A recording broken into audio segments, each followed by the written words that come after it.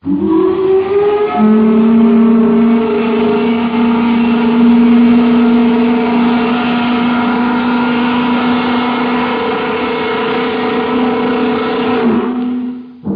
7 a.m. at the coal mine. The day shift is gathering at the mouth of the shaft. A few sleepy words of greeting, and the gate clangs shut on a hoist full of miners, ready to descend into the humid darkness for another day's work.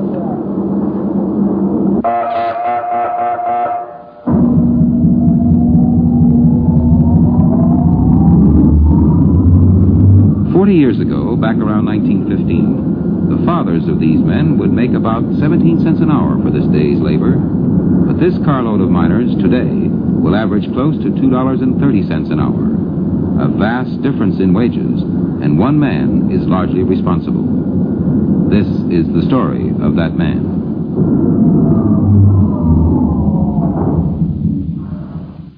NBC News presents transcribed Labor's John L. Lewis, a biography in sound.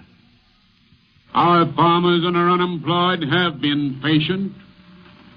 Why they have been so patient during these years of anguish is beyond understanding. But their patience is not inexhaustible. Beyond patience lies despair.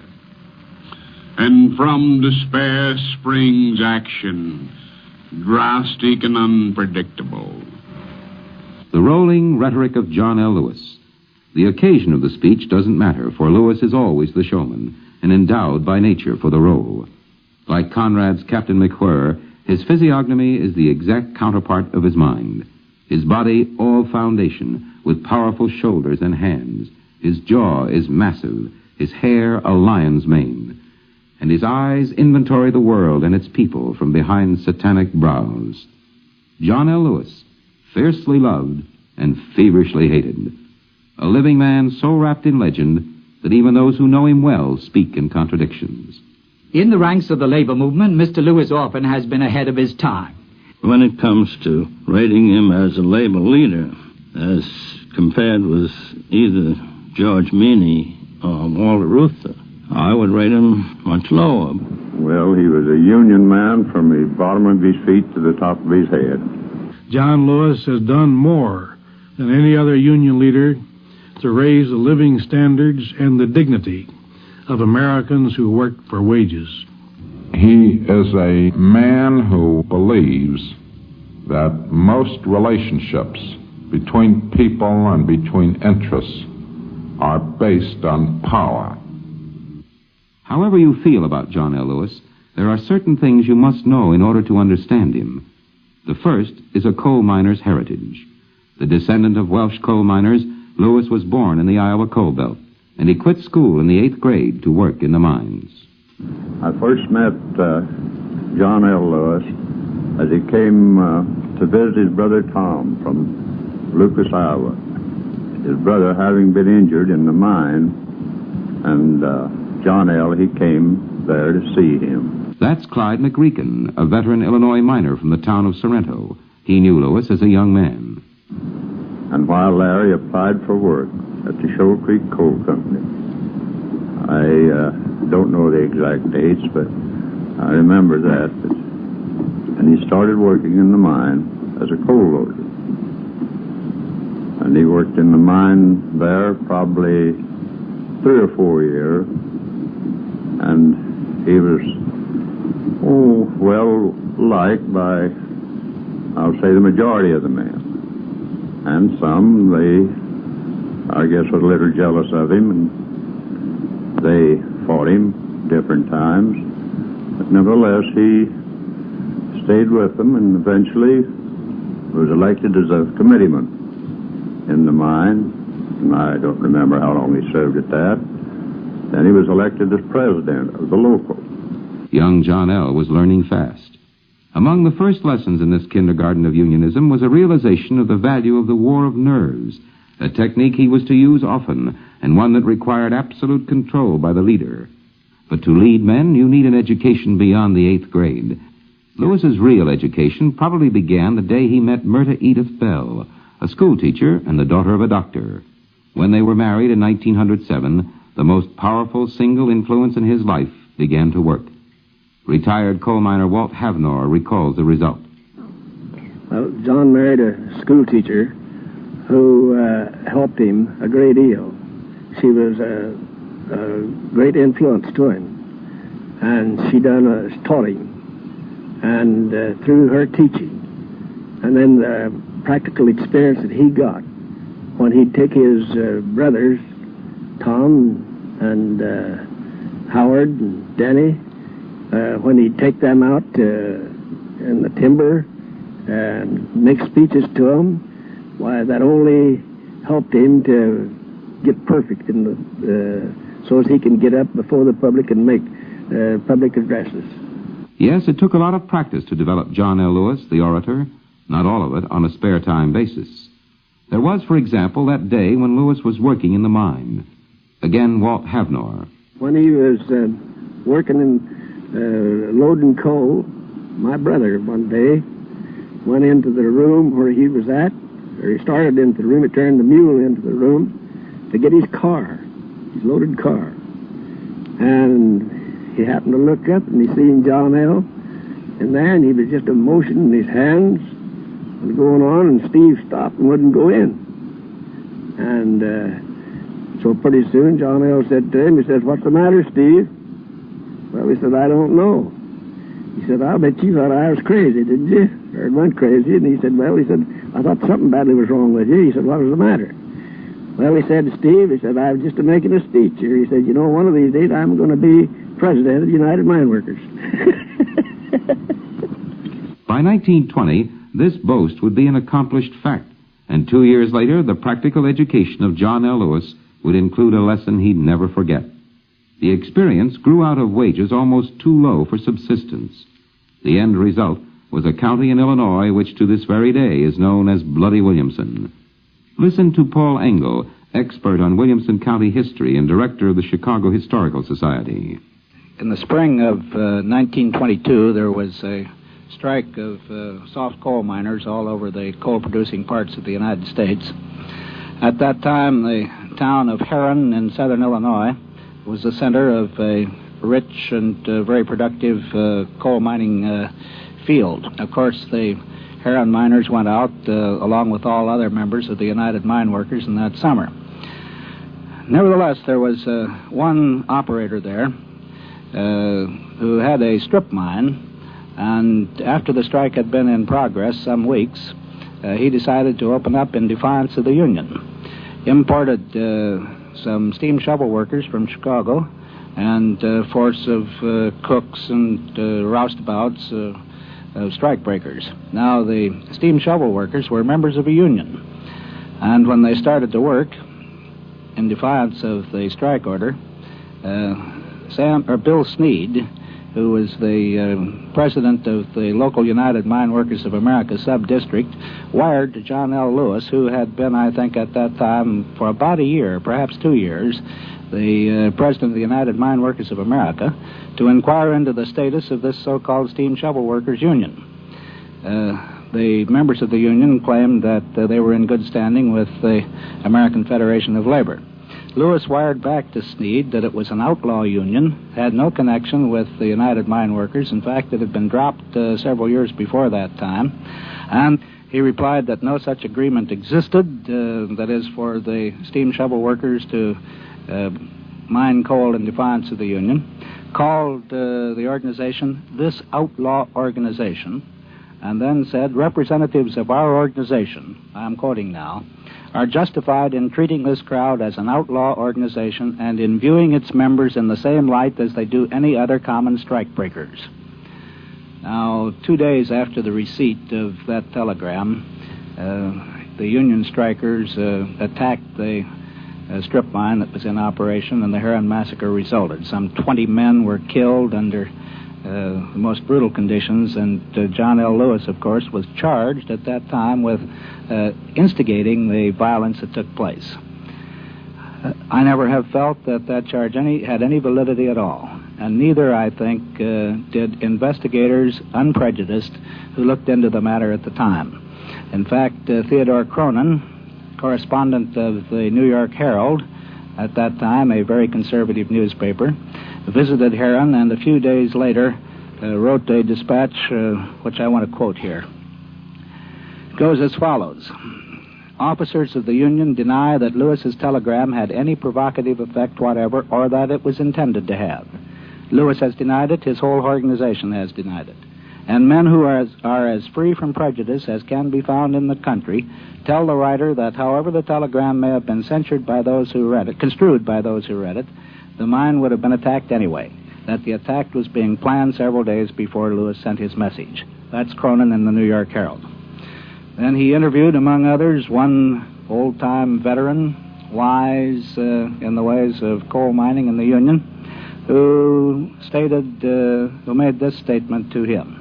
Well, you can never make me believe John L. Lewis intended to have anybody go out and do some killing. I should say he was merely settling a disputed point in the routine of his business. But I will say that John Lewis was unfortunate in his choice of language, and so on. And I think that's a fair comment to make. Heron, Illinois was the eye of one labor hurricane. Harlan, Kentucky was the center of another. And all the blood that flowed too freely weighed heavily on the mind of the new United Mine Workers president. Radio newsman Albert Warner recalls one tangible reminder. Mr. Lewis used to have a shoebox in a place of honor atop a table in his office. I asked him about it on one visit. It seems that during one miners' strike, when bloody Harlan County, Kentucky was again bloody, Mr. Lewis had awakened late at night in his Alexandria, Virginia home. Angry phrases were blazing in his mind. He must put them on paper. He had the pen, no paper. He picked up the shoebox and scribbled down the words. They became part of a roaring statement he issued the next day and contributed, so he thought, to victory in the labor war. So, for the shoebox, a place of honor. If violence on the picket line weighed heavily on the mind of John L. Lewis, the violent death that came from sudden disaster in the mine seared his soul with acid. He knew from personal experience how it was to carry the bodies out, to comfort the injured, to face the awful hopelessness of widowed women waiting numbly at the dusty, smoking shaft. From this knowledge grew a basic motivation for his life and an invitation to sudden anger that seethed just beneath the surface of his being. And when in 1947 a Centralia, Illinois mine disaster cost 111 lives, Lewis directed the full fury of his invective upon the congressional committee that investigated the tragedy. If we must grind up human flesh and bones in the industrial machine that we call modern America, then before God I assert that those who consume the coal, and you and I who benefit from that service because we live in comfort, we owe protection to those men first, and we owe the security for their families if they die. I say it, I voice it, I proclaim it, and I care not who in heaven or hell opposes it. That's what I believe about that. That's John L. Lewis, the avenging angel of the miner, a man who played on emotions with the skill of a Mark Antony. But there's another side to the man, the cold, calculating politician whose aim was a labor machine without peer, and the apex of his power stretched from 1935 to 1947.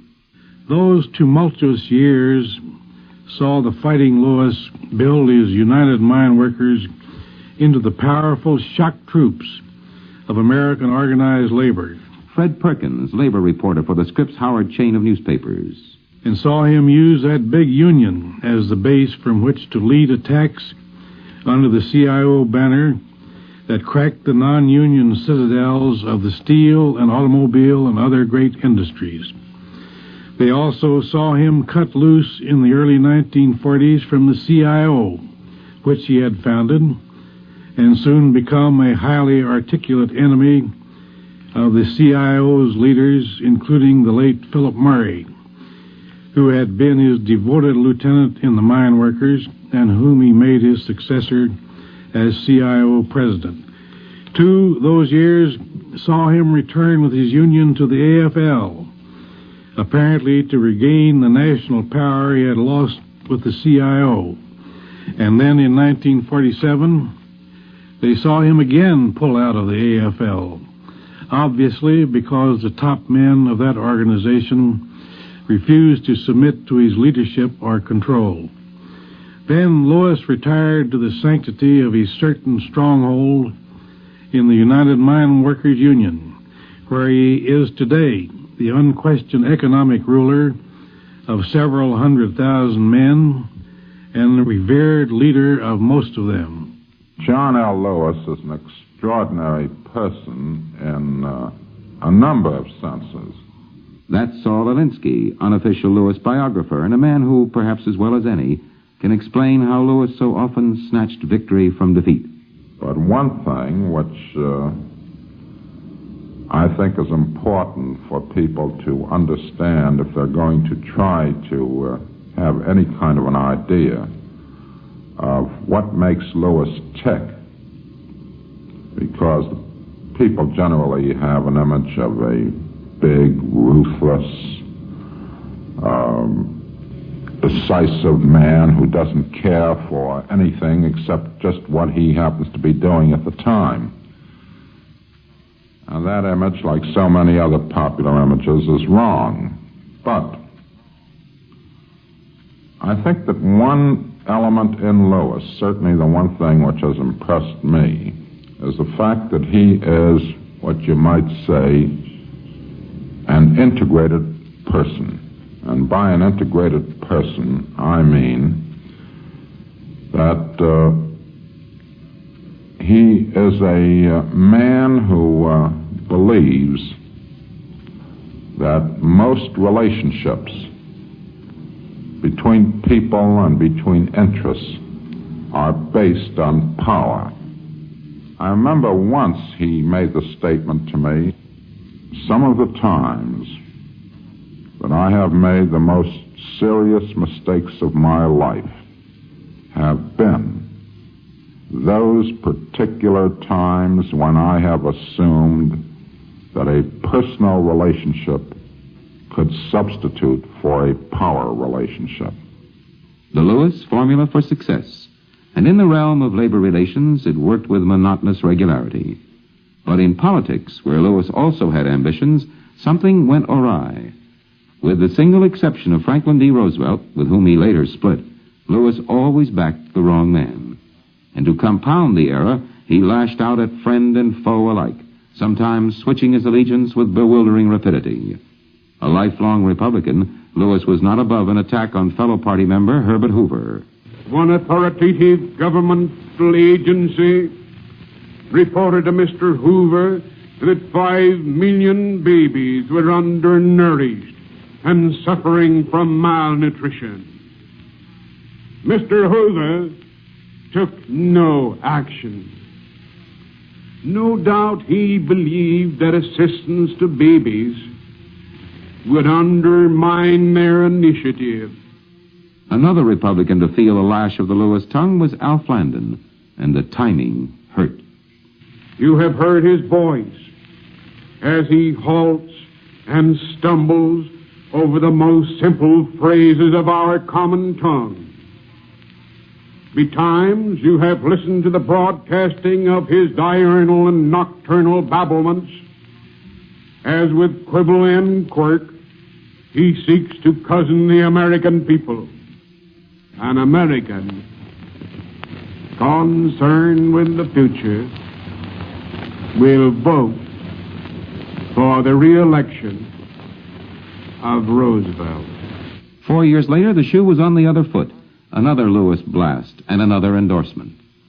America needs no Superman. It denies the philosophy that runs to the deification of the state. America wants no royal family. I think the election of Mr. Wendell Willkie is imperative in relation to the country's needs. I commend him to the men and women of labor and to the nation as one worthy of their support. It is obvious that President Roosevelt will not be re-elected for the third term. unless he has the overwhelming support of the men and women of labor. If he is, therefore, re-elected, it will mean that the members of the Congress of Industrial Organizations have rejected my advice and recommendations. I will accept the result as being the equivalent of a vote of no confidence and will retire as President of the Congress of Industrial Organization at its convention in November. And he did resign. Then, 2 elections later, at a convention of the United Mine Workers, Lewis broke with the GOP, picking Stevenson over Eisenhower. That convention, by unanimous vote, passed a resolution saying, in effect, that the Republican Party and its candidates for president and down was not a party of the common people and was justified to receive the confidence of the electorate of our republic and its several states. In reverse ratio, that resolution declared that the nominee of the Democratic Party was on the record entitled to receive the confidence of men who work in the coal mines throughout this nation and all other citizens similarly situated. Attack, endorse, attack. It almost seemed to be a Lewis policy. But there is one topic never singled out for a citation of merit, the Taft-Hartley Act. Every day, I have a matutinal indisposition that emanates from the nauseous effluvia of that oppressive slave statute, the Taft-Hartley Act. An opinion reinforced in 1946 when Lewis and his miners were hit with a $3.5 million court fine, later reduced. But Lewis saved his choicest vocabulary for the man who guided this legislation through the Senate and for the Taft-Hartley Act's power of injunction. It would be equivalent to the creation of a neo-fascist movement in America, of which our Alphonso Taft, with his jack boots and velvet pants, would be the willing tool and symbol. Swinging his way from one political faction to another, Lewis also played the power game with the American Federation of Labor, and at one time, in the mid-30s, came within an ace of controlling the entire American labor movement. It was then that AFL President William Greene, in a mixture of fear and fury, struck back at the man who had been his friend. In his speech today before 50,000 Mexican workers assembled in Mexico City's Bull Ring, John L. Lewis, chairman of the Committee for Industrial Organization, said that the United States was in danger of a fascist movement. Mr. Lewis's address was in connection with the International Congress Against War and Fascism, which is in session here. The Bull Ring was jammed with denim-clad workers. Red flags, including those of the Communist Party of Mexico and of the Lenin section of the CTM, Confederation of Mexican Workers, were waving when Mr. Lewis arose to speak.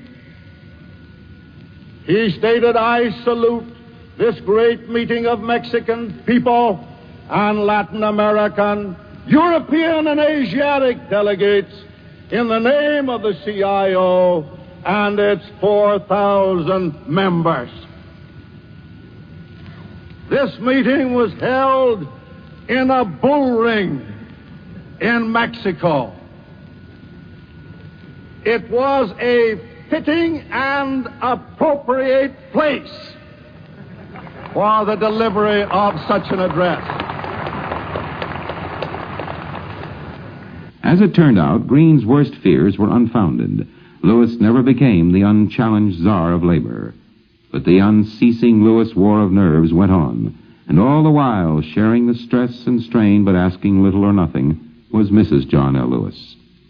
On one of the few occasions when Mrs. Lewis did make a request, though, John L. was unable to produce. But even here, in the typical Lewis manner, he landed on his feet.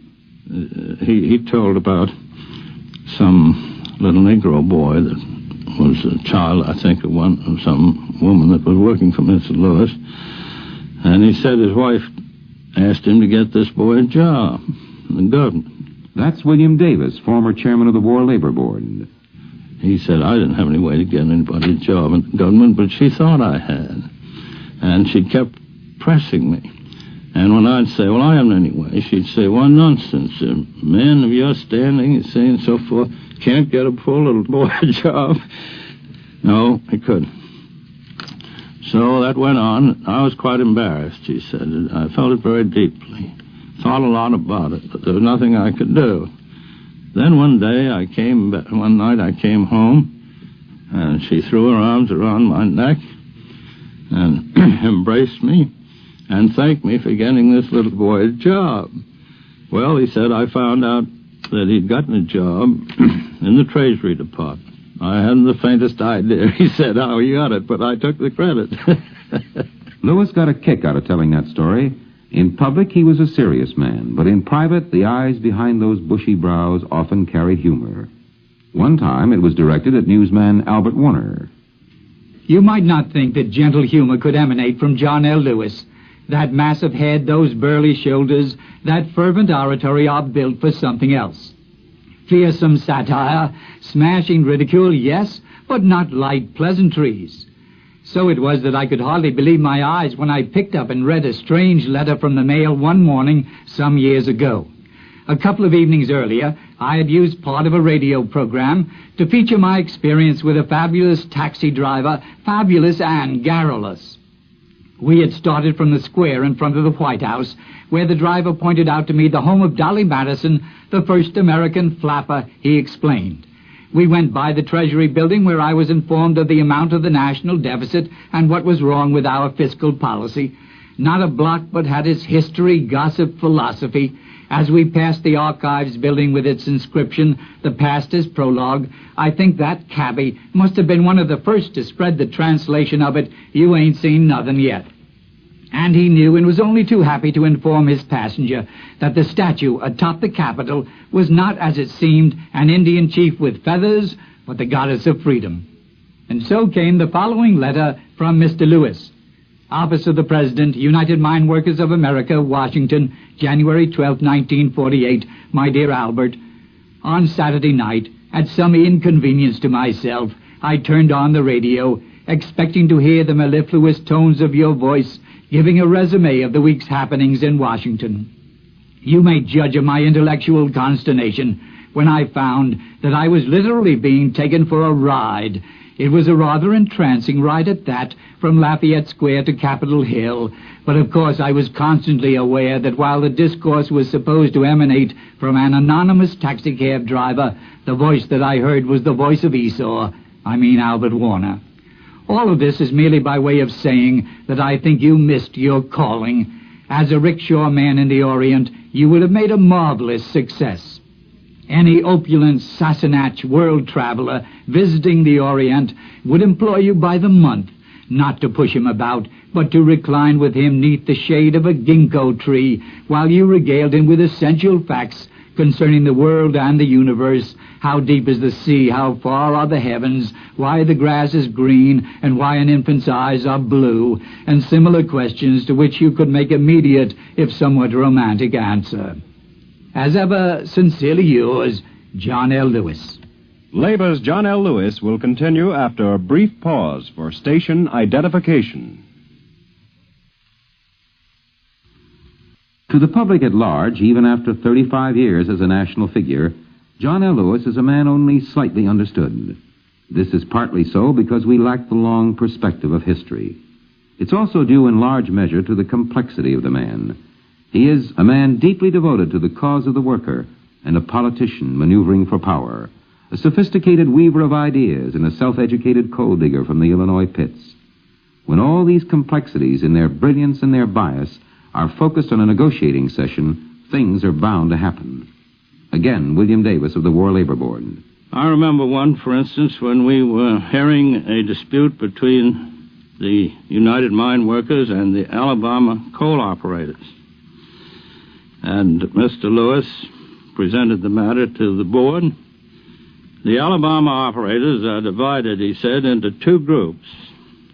The first group, the so-called captive mine group, are mines owned by the big steel corporations. They're valuable properties. They're beautifully operated. They are always in the black. They always make a profit. The other group, the private operators in Alabama, are made up of generally of incompetent, impecunious operators operating run-down properties, and they're always in the red. Now, he says, when we start our negotiations with the Alabama operators, it's this second group that is marched into the room and takes the front pews. And we have to sit there and listen to the wails of agony of these impecunious operators. Well, he said, to make a long story short, the thing winds up when the miners accept a wage scale that is suited to the impecunious sufferings of this second group. Then, Mr. Chairman, he says, in walk the operators of the captive mines. This is the first we will have seen of them. They walk into the room and graciously agree to sign the same squeezed-down wage scale. Well, he always had a peroration. So his peroration in this case was, he turned to me and he said, in other words, Mr. Chairman, the Alabama operators, like all Gaul, are divided. Well, I thought it was up to me to say something. So I said, well, Mr. Lewis, I think not like all Gaul, because if I remember my Caesar's commentaries, all Gaul was divided into three parts. Well, John dropped his hands to his side, you know. He looked at me and he said, oh, there you go, Mr. Chairman. You are always setting me down for lack of accuracy of classical reference. And there were other times when Lewis crossed swords with the captive mine owners of the steel industry. It happened once in New York. The scene was the ballroom of a big hotel.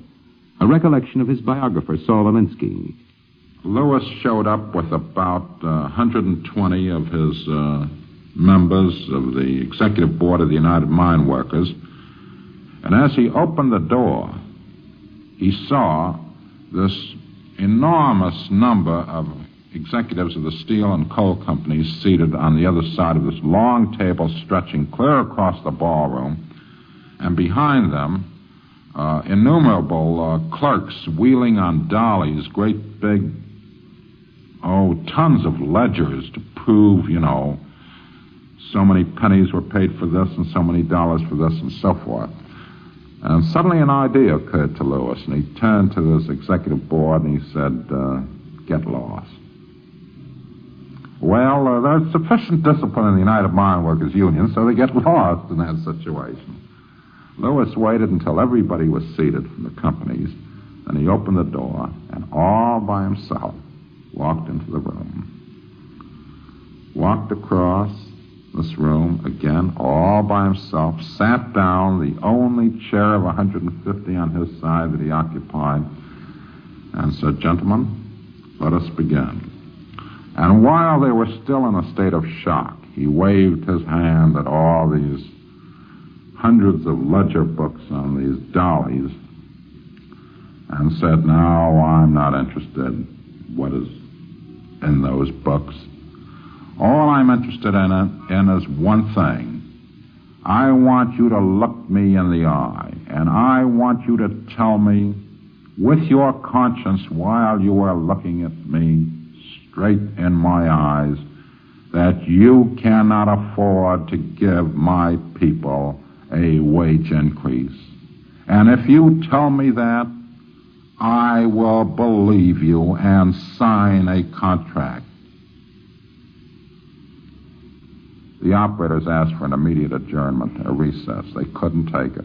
This and other sessions like it were the training ground for John L. Lewis, stepping stones leading to a crisis in Flint, Michigan, a crisis that would make Lewis or break him, and with him rode the destiny of the organized worker. The year was 1937. A sit-down strike had begun at Chevrolet Plant No. 4 in December of the preceding year, and had dragged on almost 40 days. On one side, the grimly silent General Motors Corporation. On the other, the noisy infant United Auto Workers of the CIO. Time was running out now, and in a few short days, one side or the other would have to give ground it could never again retrieve. Again, Saul Alinsky. Quite obviously, the sit-down strikes were an invasion of property rights. Well, in this situation, with the sit-down strikers refusing to get out,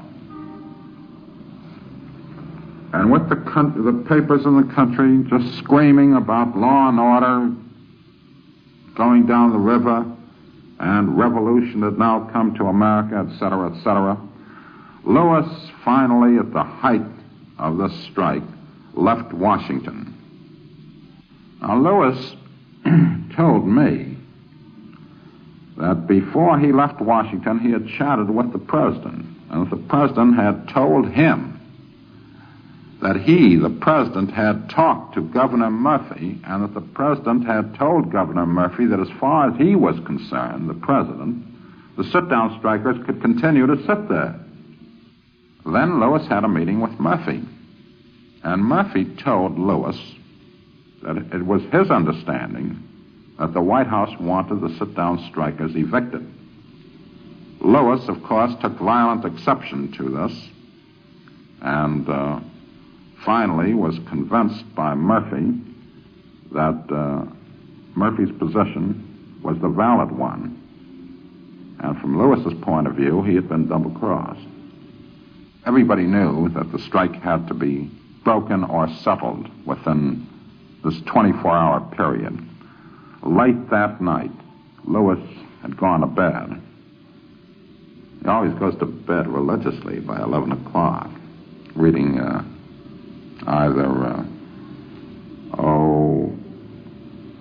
it could be anything from military strategy to Egyptology. Well, at any rate, Lewis was asleep, and there was a knock on the door. And I'll now tell this story as Lewis told it to me. He said, I opened that door. After glancing at my watch, I noticed that it was about 4 in the morning. And as I opened it, there was the governor of the state of Michigan. I said, come in, Governor. Governor Murphy came in and seemed to be in a state of shock, if I may say so. He was pale, he was tense, and he handed me a very official document. And he said, Mr. Lewis, what I am giving you is an official order which, as governor of the state of Michigan, I am issuing this morning. It is an order declaring a state of insurrection and ordering the National Guard to enforce the injunction of the court of the state of Michigan to evict the sit-down strikers from those plants of General Motors which they are occupying by illegal seizure. I took that order and I just threw it on a bureau, walked over to the window, and looked out into the early dawn. This apparently made the governor rather nervous. Finally, he said to me, Mr. Lewis, what are you going to do about it? I turned on him and almost shouted, as I remembered. I said, Governor, do you know what this means? And Murphy's voice wasn't too solid when he said, you know why I'm doing it. As governor of the state of Michigan, I have no recourse. I'm doing it because I'm sworn as governor of this state to uphold the laws of this state. And I have to uphold the law. Now do you understand? And then I said, Uphold the law. You are doing this to uphold the law. You, Frank Murphy, are ordering the National Guard to evict by point of bayonet or rifle bullet the sit-down strikers. You, Frank Murphy, by doing this, are giving complete victory to General Motors. You're defeating all of the hopes and dreams of these men. And you are doing all this because you say to uphold the law. Governor Murphy, when you gave ardent support to the Irish revolutionary movement against the British Empire, you were not doing that because of your high regard for law and order.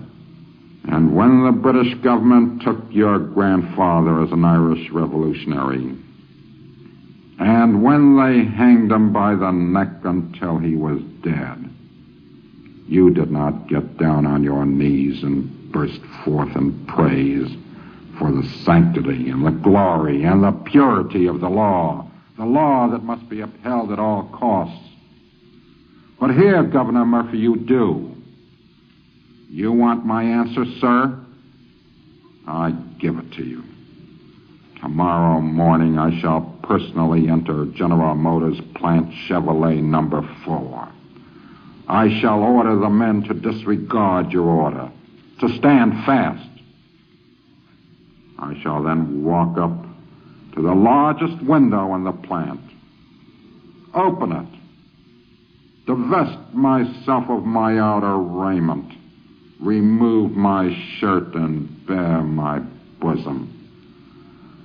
Then, Governor Murphy, when you order your troops to fire, mine will be the first breast that those bullets will strike. And as my body falls from that window to the ground, you listen to the voice of your grandfather as he whispers in your ear, Frank, are you sure you're doing the right thing? Murphy grabbed that order out of my hand, tore it up, and went out of the room. That order was never issued. And the next day, General Motors collapsed and capitulated at 2:45 a.m. Thursday, February 11th. That night was the climax. A national pattern for labor negotiations had been set. Industry-wide bargaining was a fact. But with victory went a price. Lewis, rightly or wrongly, felt that he had been double-crossed by FDR. After that night, their alliance fell apart. Once more, labor reporter Fred Perkins. The long and involved conflict between these two outstanding men can perhaps be summarized in the heated reply that Lewis made to a Roosevelt remark about a coal management labor dispute in which the White House had become involved. The Roosevelt remark was, "A plague on both your houses." That was a quotation from Shakespeare. And Lewis, with no more than a common school formal education, but nevertheless a student of the classics, hit back in language that even the Bard of Avon might have admired. Lewis thundered, "It ill behooves one who has supped at labor's table and who has been sheltered in labor's house to curse with equal fervor and fine impartiality both labor and its adversaries when they become locked in deadly embrace." Bitter words from a bitter man. Now it was clear that John L. Lewis's political hopes, whatever they might have been, were dead. The Roosevelt-Lewis feud had obliterated any chance that Lewis might assume a dominant role in the Democratic Party. Even so, vast numbers of people, the nameless people, were behind him. It was not until the middle of World War II that Lewis incurred their wrath. Some 20 years before, he had publicly stated he would never strike against the government in time of war. But in the early 40s, with wartime inflation forcing prices up and wage controls keeping earnings down, Lewis felt his miners had a raw deal, and the miners, who had already pulled several wildcat walkouts, were firmly behind him. Once more, labor reporter Fred Perkins. Once in a strike which had caused government seizure of the industry, I saw Old Glory flying high on a mountainside in southern West Virginia. It was over a mine entrance, and it denoted that this was a government operation, although closed by the strike. A miner came by, and I asked him what he thought of the flag up there. That flag, he replied, it means freedom. Freedom to strike when and as long as John L. Lewis and nobody else tells us to. When the miners walked out in World War II, John L. Lewis reached his all-time low in the public opinion.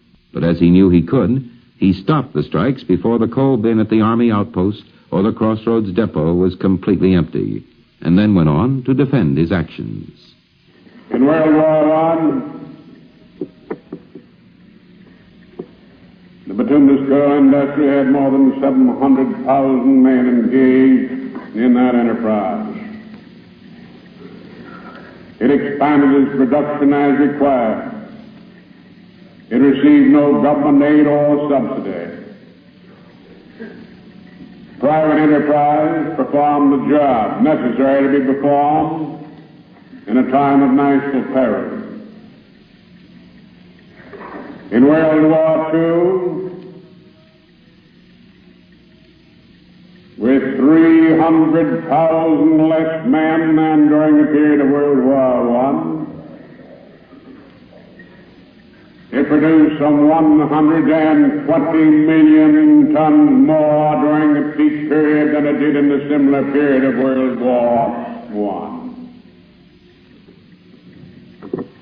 Showing progress, showing an increase of productivity, showing high efficiency. A tribute to the management of the industry, the engineering genius of the industry, and the manpower of the industry, and the collective bargaining structure that made that record possible. Despite the wartime strikes, the bitterness of the Chevrolet struggle, and the 1,000 other campaigns of his career, the Lewis record of progress still stands. West Virginia Senator Neely ticks off a partial score.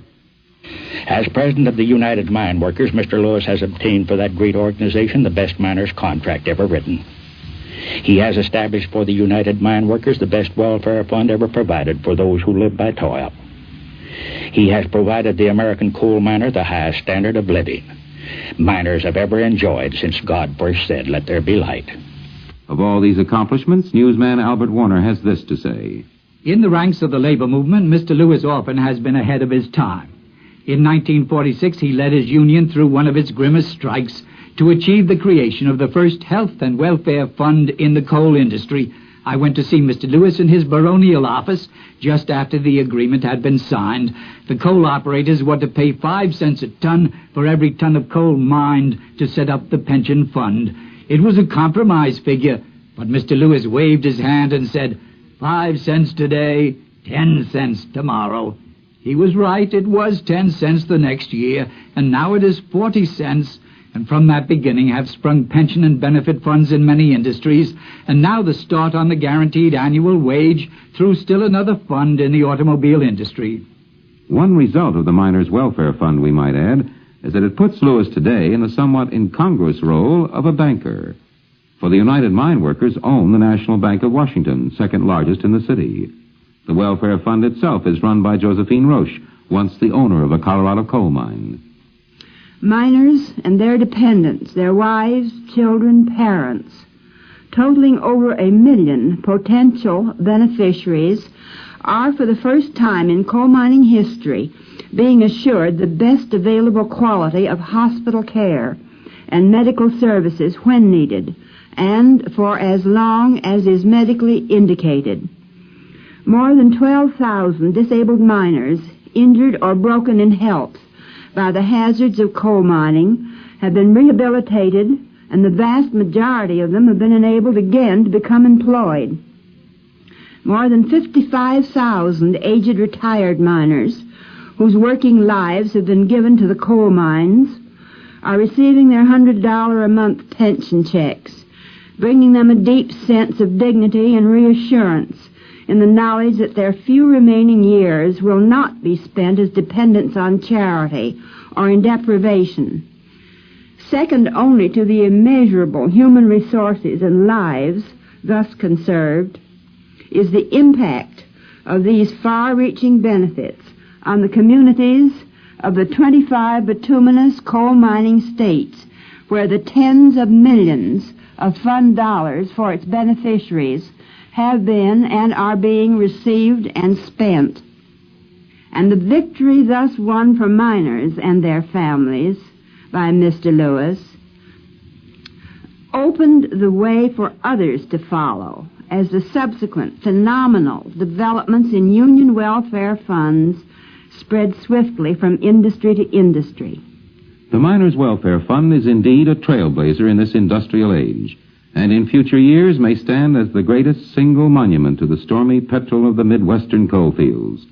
But right now, at the age of 75, John L. Lewis is in no mood to stand in the shadows of his monuments. Looking toward the future and the problems of that future, John L. Lewis is fully capable of rendering his own valedictory. Like you, like all other Americans, I'm concerned with the problems of today and the problems that I foresee for tomorrow.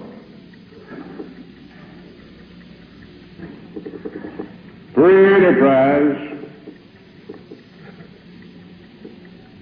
our form of government, the American standard of living, the reward for initiative,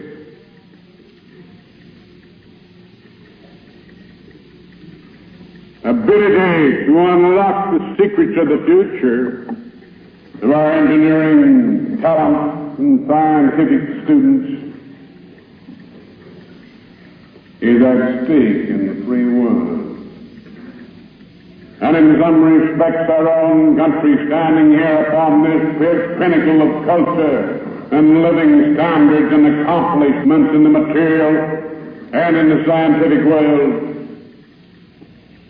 remind me of Frederick Remington's painting, The Last of 10,000. I think we do not need to be the last of 10,000. Providing Americans work together in common for the preservation of this republic which we have wrought and these objectives which we have attained, not divide our strength and intensify and compound confusion in our bodies, social, economic, and politics, by constant contention among ourselves. We have a common destiny, a common welfare, a common obligation, and it's incumbent upon all of us to recognize the privileges and the rights of others similarly engaged, similarly dedicated, and similarly resolved to protect this political, social, economic edifice for the coming generations. You have been listening to Labor's John L. Lewis, a biography in sound. Your narrator was Kenneth Banghart, and you heard the voices of Saul Alinsky, William Davis, Albert Warner, Fred Perkins, Senator Matthew Neely, and others. Labor's John L. Lewis, edited by Rex Goad and Bill Hill, was produced, transcribed by NBC News under the supervision of Joseph O. Myers.